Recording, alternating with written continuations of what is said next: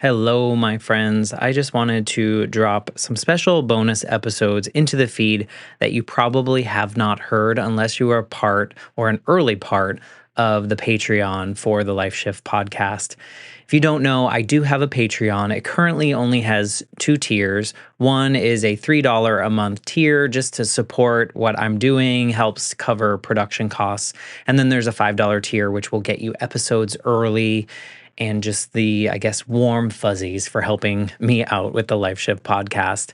But I used to have other tiers where people were so generous and were offering additional money each month to get bonus episodes and possible winnings of t-shirts and all sorts of things. And then I realized a couple months ago that I wasn't able to deliver what I wanted to, especially for those of you that were giving me the extra money. So right now we're just kind of doing the early episodes. You'll always get those. So if you want to support the Life Shift podcast, please jump over to patreon.com/the Life Shift podcast, and you can find that information there. But I come on here because I want to share a series of these bonus episodes that I did early on in the Patreon journey. There are like 20 plus episodes in which I had bonus recordings with previous guests. So I would go back and we would have a conversation about the experience of sharing their story on the Life Shift podcast, catch up on anything. And I think these are super important. And I know most of them did not see the light of day from outside of the Patreon. So I'm going to be dropping these episodes. Whatever you're listening to now is another episode. So I'm going to use the same intro for all of them. But here is one of the bonus episodes with a former guest from the Life Shift podcast. And if you like this, let me know because I'm thinking of bringing some of this back and talking to previous guests as I go into year 4. So enjoy this bonus episode that was once released on the Patreon feed. I'm Matt Gilhooly, and this is The Life Shift, candid conversations about the pivotal moments that have changed lives forever.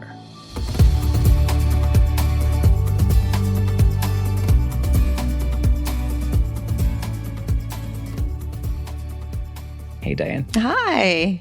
Hey, everyone listening. So I am here with Diane Diaz. And Diane, you were episode 20, which is kind of blowing my mind right now. I know it seems a long time ago, doesn't it? Yeah, we recorded your episode probably June of 2022, possibly. And it was released in July 2022. And you were episode 20. And I think I just recorded episode 84 or 85 at this point of recording. And it just feels like it was yesterday, but also 100 years ago. I know. Well, you'll be hitting 100 episodes soon. Yeah, That's which exciting. I'm supposed to do something for that. So we'll see. We were just talking about before we started recording that, screw the rules. There's a lot of these rules in podcasting. Yes, yeah. And so for the Patreon folks, there's a certain tier that we have these bonus episodes every couple weeks where I just return selfishly to talk to people that I've already talked to. And a lot of these conversations have been centered around storytelling, which I think is just your jam in general. Oh, totally. Absolutely. And what you do with speaking your brand and what you do with your own company and what you do as a teacher. So thinking about that, you came onto the show and talked about your experiences in what we'll call a toxic relationship with a dead weight by your side. After telling that story, did you have any kind of feelings of like letting that out? I know it was probably not the first time you ever told it, but maybe it was the first time you told it in that way. Well, it definitely wasn't the first time I had told that story. It was the first time in a long time that I had told that story because I don't often have the chance to talk about that kind of stuff. I don't think I necessarily had any specific feelings about it. However, I am the type of person, after I have any conversation with someone, I'm the type of person who goes back and in my mind, I'm like, I don't know if I would have said that this way. Maybe I should have said that differently. You do that sort of like, I don't know why I do that. Nothing that I wish I hadn't said or anything like that, just sort of like a reassessing of like how I said things. And so I went back and listened to the episode this morning and I was totally kind of fine with like everything that I said. And I did have a realization when I was listening to it this morning that, and you kind of made this point when we were talking during the podcast episode, but this idea that I think you had asked me something about like, what was it about somebody having said dead weight versus other people had told me before, like, he's no good, like, why didn't that work? And why was dead weight the thing? And I think it was because I had mentioned this, like, I knew from a very young age that I needed to do something different than what my mom did because I couldn't end up in that same situation. And that idea of dead weight was the feeling of it will sink you to the bottom of the ocean and you'll never get out of this life that you're living with your family over which you have no control. So you got to do something different. So that is what made me, like, jolted me out of my, I guess, complacency and like, okay, this can't be this way. Yeah, I mean, it painted a picture for me. I certainly felt like it was, I think we talk a lot about like ball and chain and shackles and those kind of things, but that idea of a dead weight, I totally pictured like an anvil, like like Roadrunner and Roadrunner style, yeah. Oh yeah, that kind of thing. And I think a lot of people are in that complacency mode for a long time because we kind of don't look at the larger picture of it. We look at it in the moment. Everything's fine. It's fine. It'll be fine tomorrow. There's another good time coming. And sometimes it takes the right words at the right time for us to kind of make these changes. Yeah. And I think too, that's a good point. And if you look at it, if you look at where you're at and where you need or want to go, it seems so far away and so much needs to happen before you can get there, right? If you look at it that way, because we don't look at it as like, well, I'll just take the first step. We're not rationalizing it that way. We're like, oh my God, I just can't have this life. I need a different life. Well, that's a big change, right? Especially when you're a young adult and you don't have that many options or choices available to you. So it's like, well, how do you even make that change? So it's a good, I mean, obviously hindsight's 2020 and being much older and having done things, I can reflect on it. But, if anybody listening to this is young, it's a good lesson in just take the first step because that's all you have to do. So I just needed to do the one thing that I could control, which was to get out of that relationship. Well, and I think in relationships, I think sometimes we also talk ourselves out of it because, like, could it be better? Is there even is this the good? And then there's something worse. Yes, that's right. And so, such a good point. It's very scary to take that first step, I think, in anything, right? But you're dealing with a lot more vulnerability in emotion and then if you leave and then need to come back, then what? And then there's all this other people around you. So I think your episode was really important for those that are in relationships that, they feel stuck or they feel like maybe something could be better, that maybe there is something that they can do to at least regain some of that independence or control over their lives. But I think a lot of yours really stem to your childhood, for sure, like you said. 100%. Yeah, absolutely. Thinking of your mom's situation and even your situation as a child in that relationship of your parents or lack thereof, there was a lot of trauma that probably came along with you that at that moment was like, all right, we're good. Let's go. Yeah. Yeah.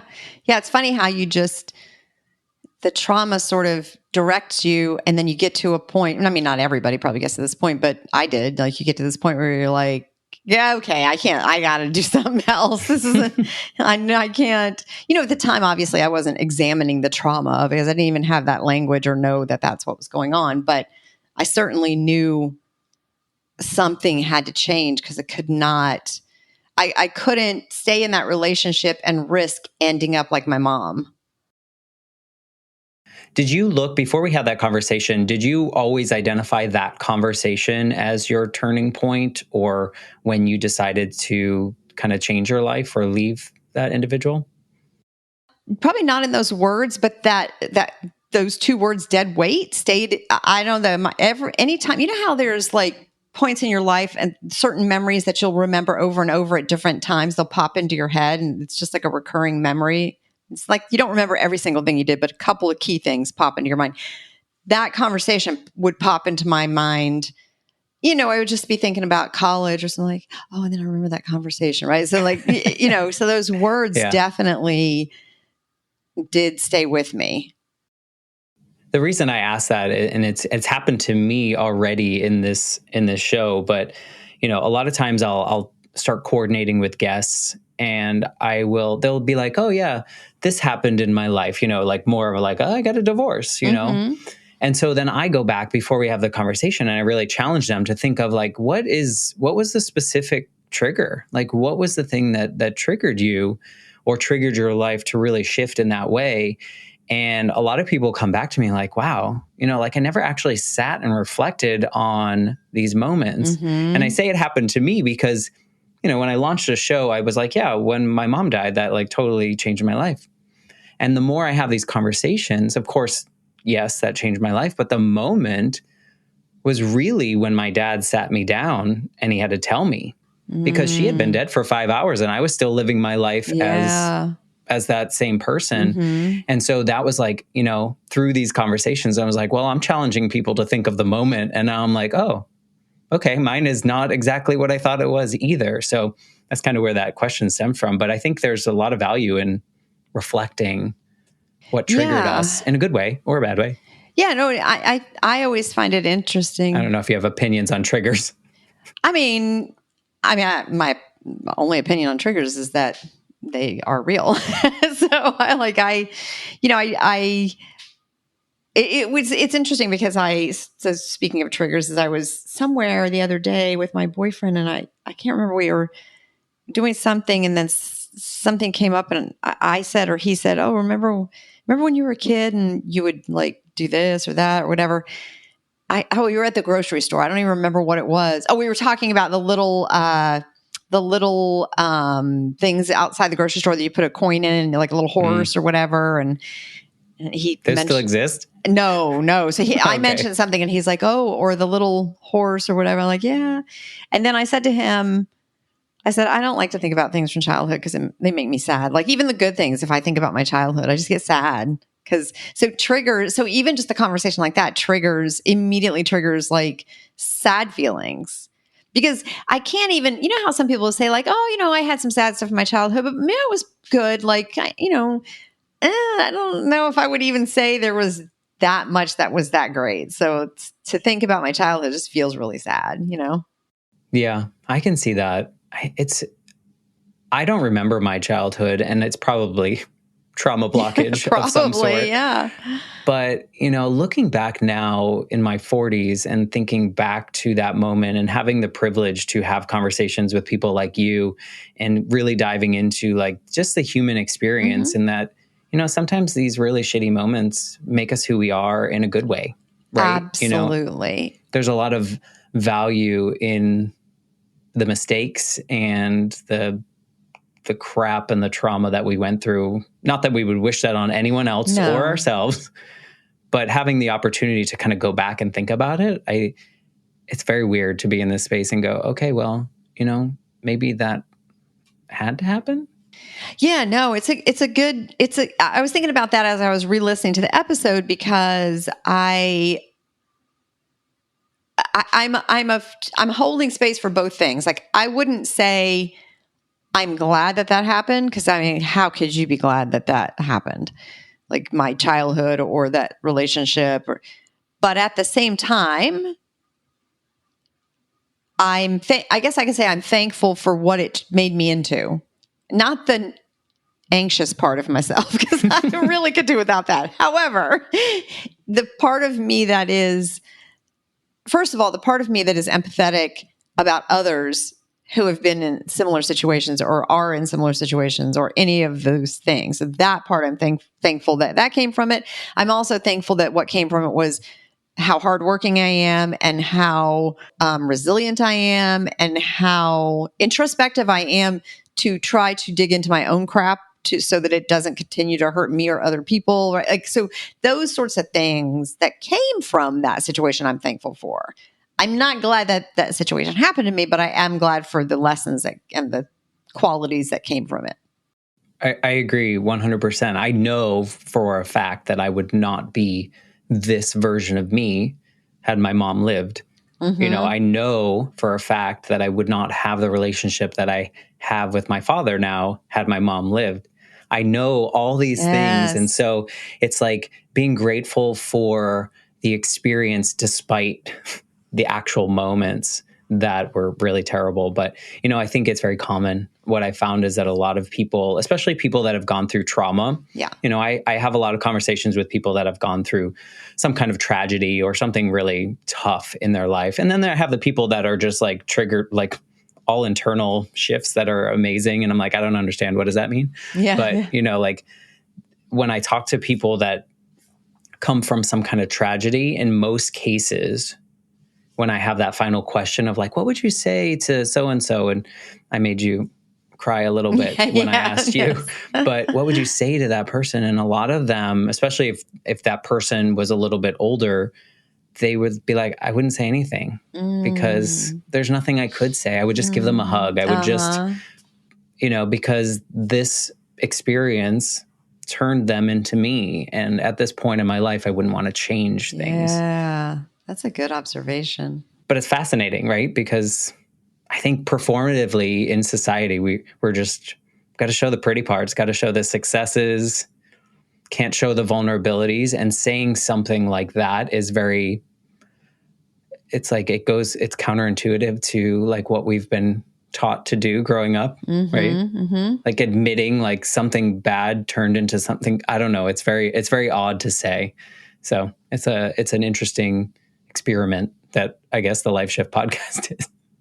Yeah, well, and it's interesting, like if you're just looking at it on the macro level, to see different people's experiences and the different outcomes that come from them, and different people's way of looking at them and reflecting on them and how they feel about it now, and like just see all the different ways that plays out. Because certainly there's other people that have been through what I've been through that had a completely different outcome.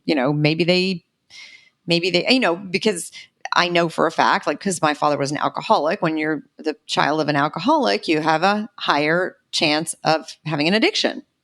And I am vehemently opposed to, like, I'll have a drink every now and then, but like, I do not like any of that in excess. I've never even smoked a cigarette because I just like both my parents smoked and I just, I can't. So so don't start now. I was considering it, but since you said that, I won't. Yeah, no, I agree. But I mean, it could have gone a totally different way, Right. Yeah. And I think a lot of that comes with the awareness or the ability to have that awareness. You mentioned, therapy later in life helped you kind of uncover certain things or really analyze certain parts of your life. I'd like to go in the direction of the power of storytelling. What do you think about do you listen to things where other people tell their personal stories? I know you work with a lot of women and you help them do that. What's like something that you would say about the power of storytelling?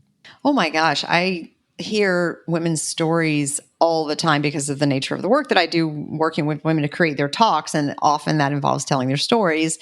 And then I do listen to a lot of podcasts with, storytelling components and personal stories. And I also love to hear people's stories of resilience, like something they've been through and then what that turned into. And,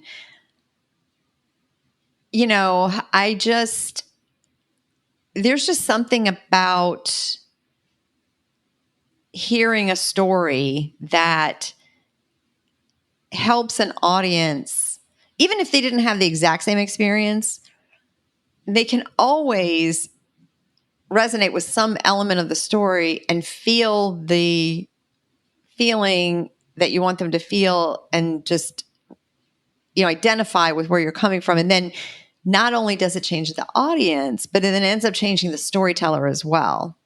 Right? Because we often think like, well, why would my story matter? Because, who's going to care? Or, why is that going to matter? Or it's, my tragedy is nothing compared to other people's. Lots of and that. Yeah, there's, but there's always value in telling your story, even if the only value that comes from it, which it won't be, but even if it's just that it helps you when you're telling it.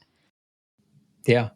I didn't even plant the seed, but I got a message yesterday from someone that was on the show earlier than you. And they messaged me about an experience they were currently going through that was a very trying experience. And by the end of this message, they said, I just want to thank you for allowing me to have that conversation because you helped me free my voice. Mm-hmm. And I was like, because they had always been so quiet about the circumstance that they talked about coming on the show. And I was one of the first people they talked publicly about it. And since that moment, people have been messaging her about the experience. Hey, I'm going through the same thing. I thought I was the only one too, all these things. And to hear how telling her own story helped her, I mean, that's a win in itself. Like, yes. I mean, yes, it's lovely if other people can connect with what you're saying, but to feel that you let that story out in its completeness, and then for that to change you, I think there's such power in that. And I didn't realize that before I started this podcast. Yeah, it's so true and that's why I think I've told my story in different portions of it and different, in different platforms to different people over the course of my whole life. And I know some people are less comfortable sharing their personal story. I've never been uncomfortable sharing it because it's not my fault. No, never. Never been uncomfortable sharing it because number one, like you said, it is part of what made me who I am. And also because I think there are other people who have a story and maybe are hesitant to share it, but want to, or don't realize how beneficial it could be to them and to others to tell their story. So I share it for all those reasons. And because the domestic violence component of it and the controlling relationship, but that's not unique to me. It's happening. It's happening today. It's been happening for a long time. It's out there. So, I think when we ignore or don't share what's going on, that's how problems grow.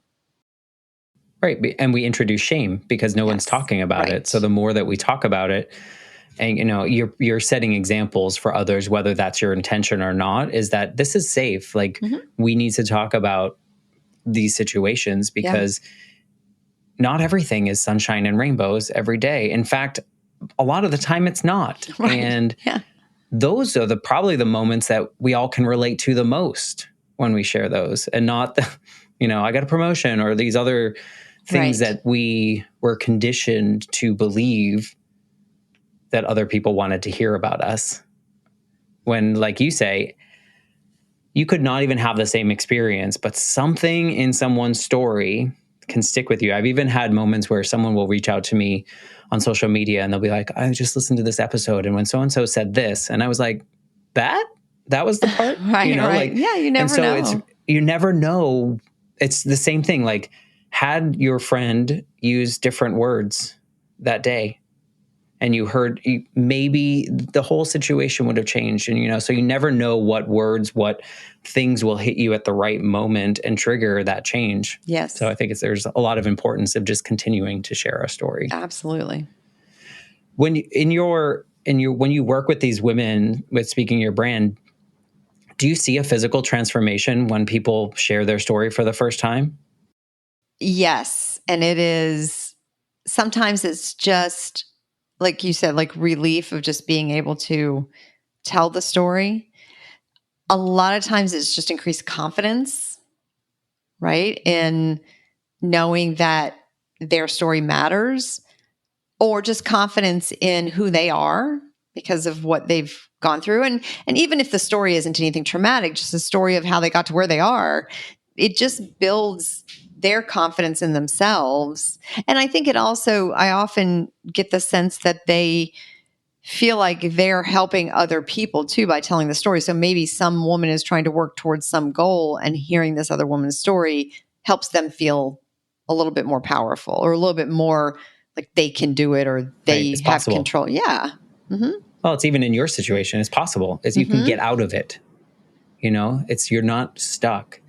And so, I think there's such value, and it's unreal how many stories we think on the surface sound the same. Yes. But then when you have the conversations, you're like, wow, that's quite different, because we're all trying to do the same thing, but we all have different experiences and we experience it differently.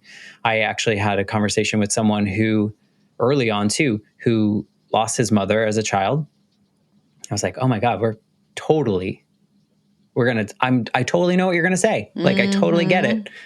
And we couldn't have had the most different of experiences. Wow. And even to this day, in our 40s, how different we are because of that. And it's so fascinating to me because, my little 8-year-old brain, when my mom died, I just figured that everyone felt that way, if that happened. But in any case, I think there's such a power to the story. And I thank you for just wanting to be a part of it. If someone listening is that person that you described of like, I've never told somebody this, but I'm kind of itching to just get it out. Is there any advice you could give to someone that's sitting on something that's really just eating them up inside? Yeah. Well, the first thing I would say is, and I wish I had done this sooner, but talk to a therapist because, if you have the means, I should say that I'm coming from a very privileged place where I have the means to do that. But if you're able, talk to a therapist, because I actually, before I made the decision to not have contact with my father anymore, I actually talked to a therapist because society tells you you're supposed to love your father. He made you. And I would have people say that to me, but he's your father. Like, well, eventually you'll get back in touch with him.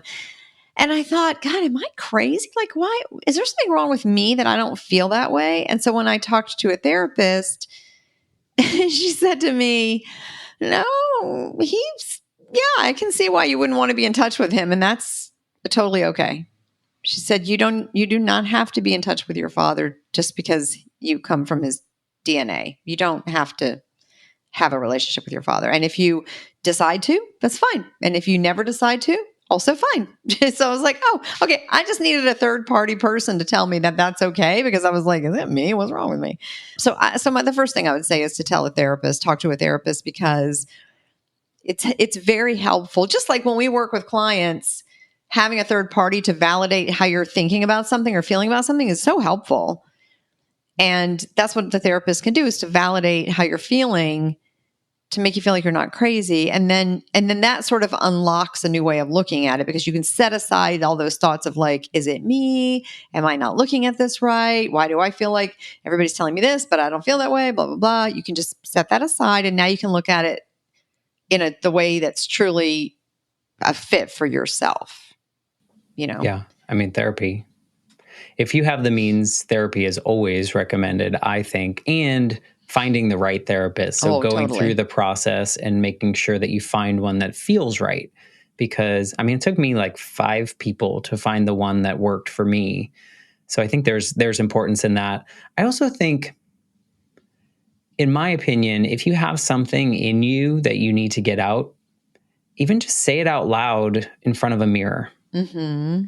Because sometimes when those thoughts are in our head, they seem so much scarier and bigger and overwhelming. And then you verbalize them and you're like, okay, that's palatable. Like I can handle this. I can move forward in the next space.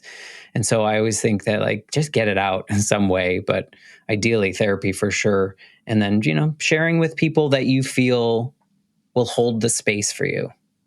If you can't, if therapy is not an option for you, find people that feel safe for you so that you can share it, because I think there's value in that. So yeah, and you can also, now I'm going to say this with a caveat that I am not a person who journals. However, with that said, there have been times where my therapist said, you need to write some of these things down, like just write. And it does help when when you feel kind of locked up with some story or thought process or something that is just weighing on you.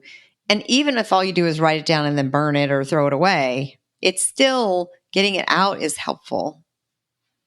Don't bottle it up. There are other people that can understand your circumstances. They can relate with you. There are people out there that care. And so what I'm trying to do on the Life Shift podcast, I keep saying that my original goal is that each episode finds that one person that needed to hear the story that day. Mm-hmm. And if that happens with every episode, then we win, because we're bridging the gaps that I think we were conditioned to create. And so I'm just super honored that you wanted to be a part of it way back when, 150 years ago. And I appreciate you coming back. You sure do. I haven't left my house in 150 years Same. either. I haven't seen the sun. I don't know what that is. But thank you for being a part of this. Thank you for letting my Patreon folks catch up with you. If you haven't listened to Diane's episode, go back, episode 20. It came out on July 26, 2022. So it'll be there forever for everyone to hear until she yells at me to take it down. So thanks again, Diane. Thank you for being a part. Oh, it's been my pleasure, Matt. Thank you. And we will be back in a couple weeks with another bonus episode with former guests of the Life Shift podcast.